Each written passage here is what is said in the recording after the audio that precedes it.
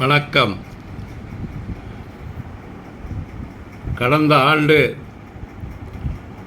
கரூரில் கூட்டம் நடத்தி பெருந்திரளான மக்கள் கூட்ட நெரிசலில் சிக்கி 41 பேர்களின் உயிரை வாங்கிவிட்டு சாமர்த்தியமாக தனியார் விமானத்தை உடனே கரூருக்கு அழைத்து அங்கிருந்து தப்பி அன்றே இரவே சென்னைக்கு வந்துவிட்ட அன்றைய விஜய் அவர்களே, இன்றைய முதல்வர் ஜோசப் அவர்களே, இது நடந்தேறிய சம்பவம்.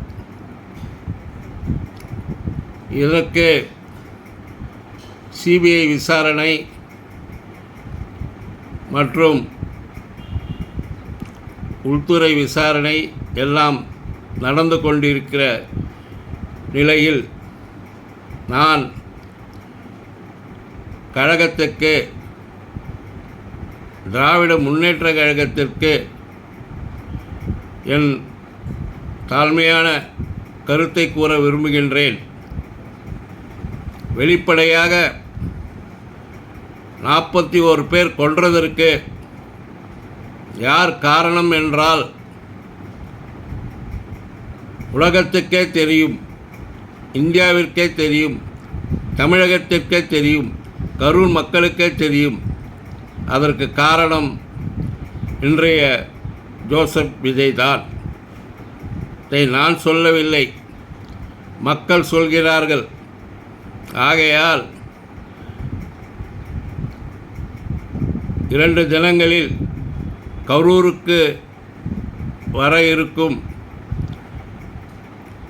துயரத்தை கொடுத்த மக்களுக்கு துயரத்தை கொடுத்தவரை நேரில் சந்தித்து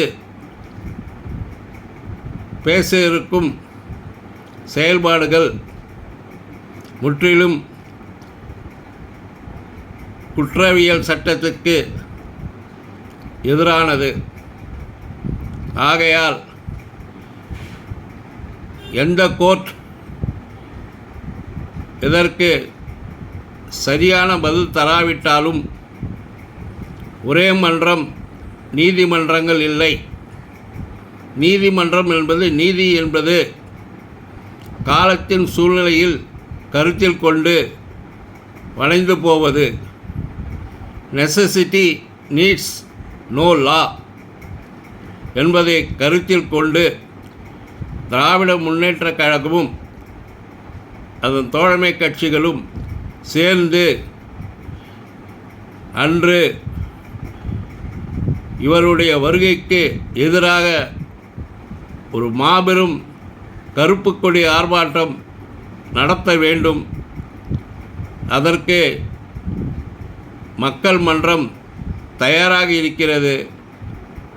தயார் நிலையில் உள்ள மக்களுக்கு உதவ திராவிட முன்னேற்ற கழகம் முன்வர வேண்டும் என்று என்னுடைய அன்பான வேண்டுகோளை விடுத்து விடைபெறுகிறேன். என்றும் உங்கள் பிரேம், ஆர்கே நகர். நன்றி, வணக்கம்.